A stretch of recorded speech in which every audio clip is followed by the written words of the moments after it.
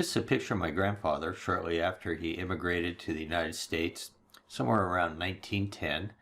And we're going to colorize this photo using many of the tools that we've already used.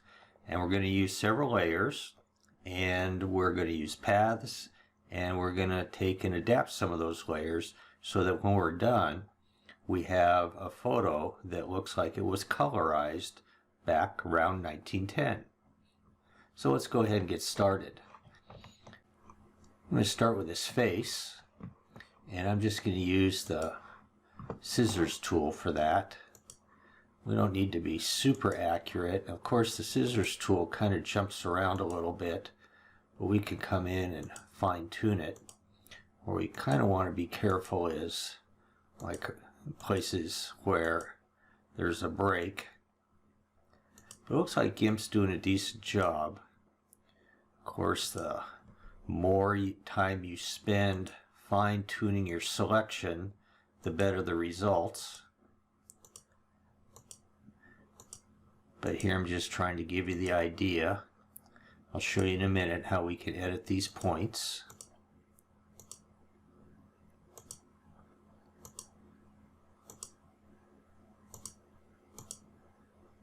And we'll close. And now I'm going to take and hit enter to make it a selection. Looks reasonable. And then I'm going to come into paths, and I'm going to take that selection and I'm going to turn it into a path. Right click, or not right click, but double click on the name, call it face, because we're going to have lots of layers here before we get done. And then I'm going to double click so that I can come in and look at some of these points. I'm just going to kind of move them different places. I'm going to add a point here and then pull it out a little bit. Just going to move some of these points down. It's a lot easier to move them and get the lines that you want using paths than it is trying to move all those points around using the scissors tool. Now, the marching ants represents the before selection set, and the solid white lines and anchor points represent the after. And I'll show you here what I mean in just a second. Let's come in here to the ear and pull that one out. Sort of hard to tell where the ear begins and ends there, and that's always a problem. But we'll pull this point in. It's a lot easier, at least in my opinion, taking and starting with the scissors tool to create the selection set.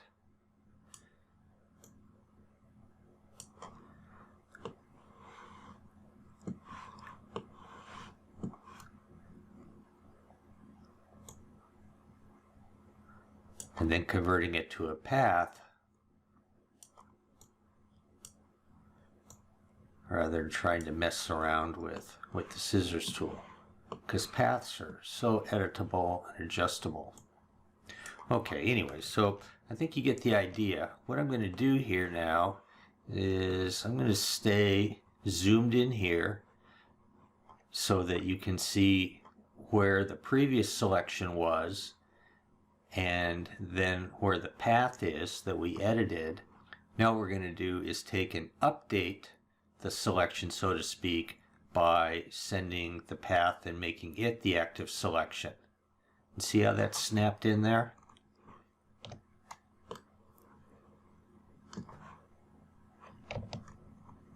Yeah, that looks much, much better.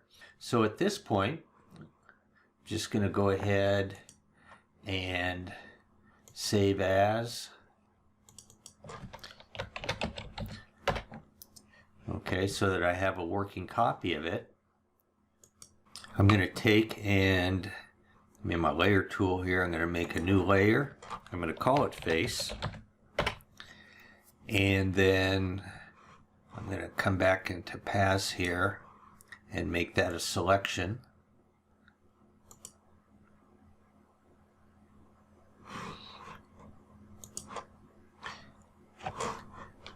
And now I'm going to come back to my face layer. I'm just going to take and use the paintbrush, or I could use the bucket tool. And I need to pick a color that looks like skin.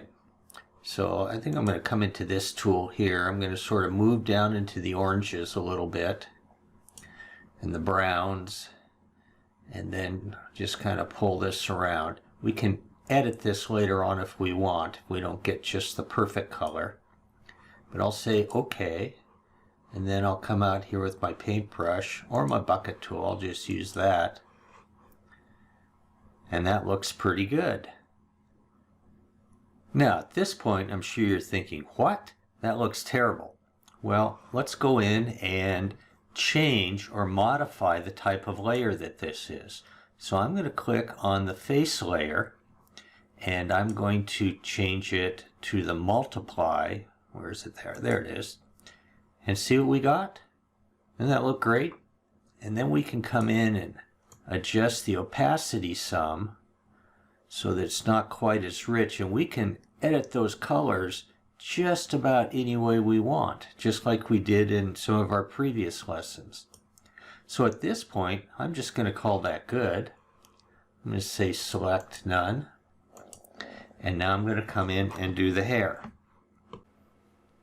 Working on the hair is the same process as doing the face. I'm just going to come in with the scissors tool. Zoom in, because zooming in always helps. And I'm just going to pick some points here. Be a little bit of overlap with the face selection area, but that's okay. Looks like adding that color is helping the scissors tool find some of these points. And now that we're closed, I'll hit enter to convert it to a selection. I will then, within my paths tab, I'll just take and make that a selection. I'll take and call it hair, or retitle it hair. And now I'm going to double click on it to come in and closely examine and edit it.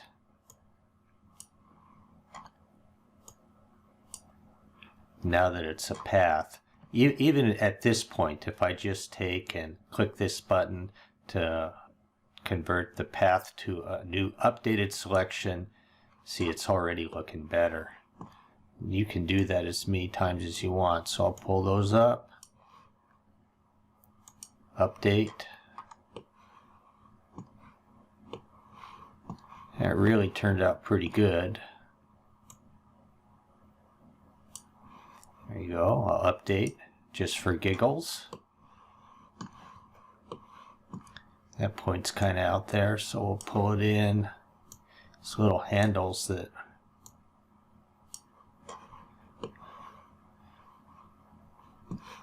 pop up sometimes have to be adjusted as well. Like this one right here. See how that handle's way out there? If I pull that in and then just grab the point and sort of pull it back, that looks good. See, that point's way out of line. Again, I'll update.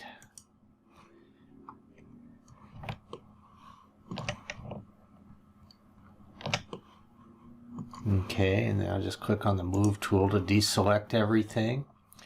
I'm going to again pick a new color, and this time I'm going to, let's see here, kind of want to be in the browns. There we go. I guess that looks okay. Then hit it with the bucket tool. And now let's go into our layer here. Oh, I put it in the face layer. So let's undo that. So let's take and make a new layer. Let's call it hair. Let's go to the hair layer and now fill in with the bucket. And it's all kind of thick and all of that, but come up into the modes for our layers. select multiply, and then we'll turn down the opacity some. Should be a little bit darker in the skin. I guess maybe if we step out a little bit, it'll look a little bit better. I guess that'll do for now. And so I'm just going to again come in, do save as Grandpa Hair. And next I'm going to move on to his jacket. Now the jacket's the exact same process. I'm just going to go in right now and make a new layer. And I guess I'll call it a suit because it's both the jacket and the pants. And then I'm going to come in and start to add a bunch of points. So we'll try to do that quickly.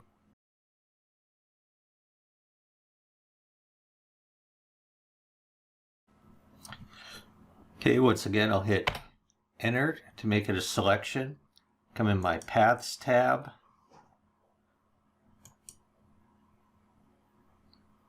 Convert that selection to a path. Rename it Suit. And then come into the suit layer. Pick a color. Well, I'm guessing it kind of a bluish gray. So I'll say OK. Hit it with the bucket. Then once again make that layer multiply. And then I'm going to turn down the opacity just a little bit.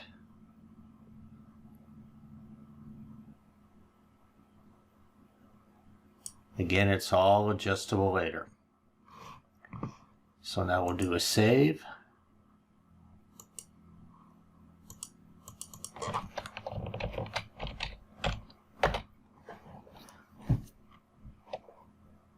And we'll move to the next step. Next step's going to be to take care of the hand here. So we'll zoom in. We can kind of see where our points are. I didn't go in and edit any of those points, but I can do that at any time.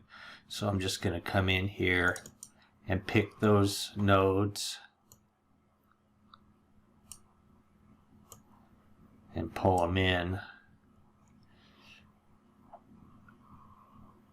That's probably a little bit better. Okay, update my selection. And then come into my suit layer. That's an active selection, so now I'm going to click on the erase tool. I'm going to invert the selection. And then grab the eraser here and just get rid of that little part right there. There we go. Okay, so now let's go ahead and, in no particular order whatsoever, make a new layer for the hand. Could have done this at the same time that we did the face, but let's just go ahead and come in again. Oh, we should select none so we can start fresh. The contrast here is going to help the scissors tool, now that we've colored it, tell where the suit ends and the hand begins. Do a much better job following it than it did when it was just a black and white picture.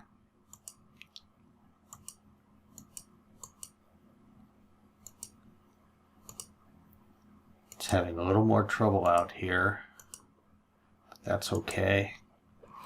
And so we'll take now and create a new selection within the Paths tab. Oop, click the wrong spot. Now I probably should have done the hand the same time that I did the face, but I didn't. So let's go ahead and remedy that. I'll just come in here and again, zooming in as your friend. Just try to pick some points here. So now that I've hit enter to establish my selection, if I was just to go in like I usually have been doing and add a selection, I could just call that hand and I would have that, but it would be better if I had a selection that was labeled skin so that I could adjust both the face and the hand at the same time. So if I come into the face path and add it to the selection, I now have the hand and the face both selected.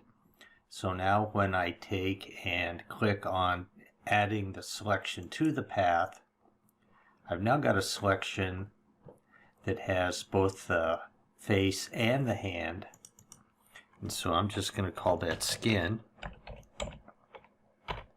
Then I'm going to come back into my layers, and if I take and choose a color for the hand,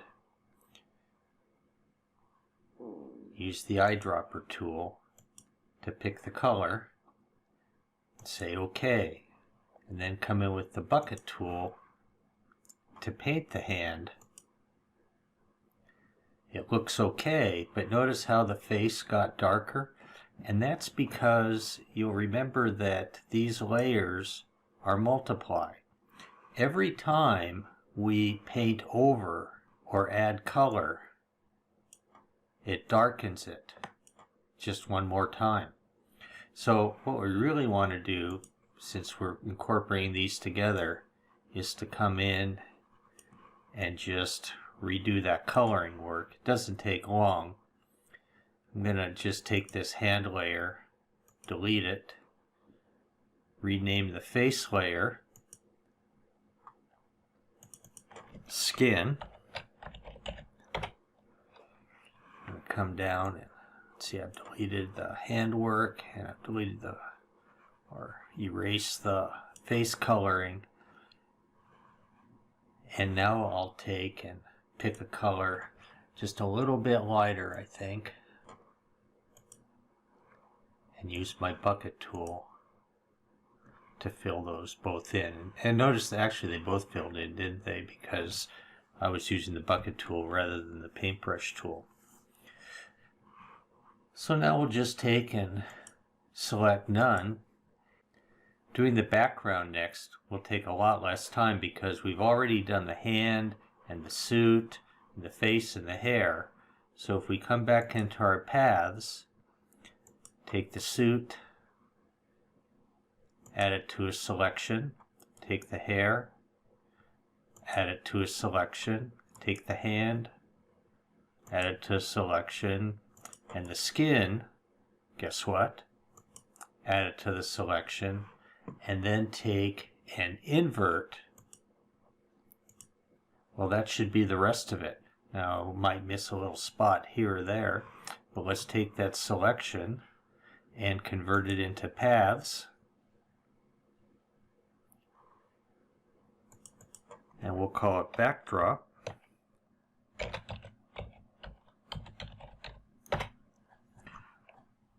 We'll take and make a new layer. Call it backdrop.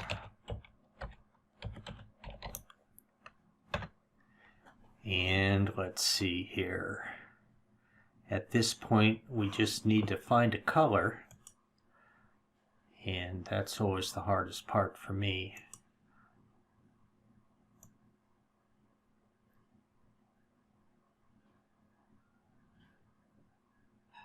I'll try that. Again, you can change any of this anytime you want. For me, it's sort of hard to tell what I like until I actually go ahead and apply it.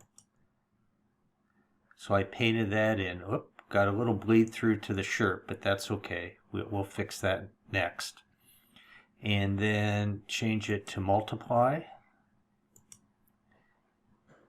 And I don't think I'm going to mess with the opacity on that at all. I like it being a little bit darker. Makes my grandfather stand out just a little bit better. Okay, so I went ahead while you went and got a cup of coffee and selected the shirt area, made it a selection set, And so now I'm going to take and make a new layer on collared shirt, much like I've done before. I'm going to come into the backdrop layer, grab the eraser, and get rid of the backdrop color there. And I think I'm just going to go ahead and leave that as photographed. I don't see any particular reason to change it, although I could come back in and colorize it later on. So the last task, I think, is going to be to tackle this tie. So to finish it up, I went in and colorized the tie. Doesn't look too great because I did it kind of quick, but pulled all the way back. Not so bad. I went ahead and added a selection set for the tie as I did before, and then a separate one for the stripes. Added layers for the same, the tie and the tie stripes. And I think this ended up looking pretty good. Here's the original. Just want to mention one more thing, and that is that with any of these colors, now that you've done all the hard work of building selections and building layers, if you want to change something, you could of course come in and erase it and pick a new color, but you also have another option. So for example, if we want to change the shade of the suit, let's go ahead and select it, and then we'll come back into the suit layer, right click, go to colors, and you have all these different choices that you can make that we used before. For example, curves. That's the one that I like for quick editing. Again, I couldn't begin to tell you how it actually works from a technical standpoint, but you can pull and make subtle adjustments.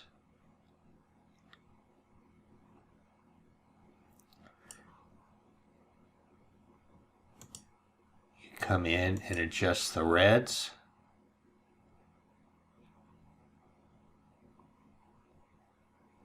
I mean, there's just a whole bunch that you can do with it relatively fast. See? So anyways, just one more thing, another way that once you've done all the heavy lifting, that you can customize your final product quickly and get it just the way you want it. So hope you enjoyed it. Hope you had some fun. Look forward to seeing your work.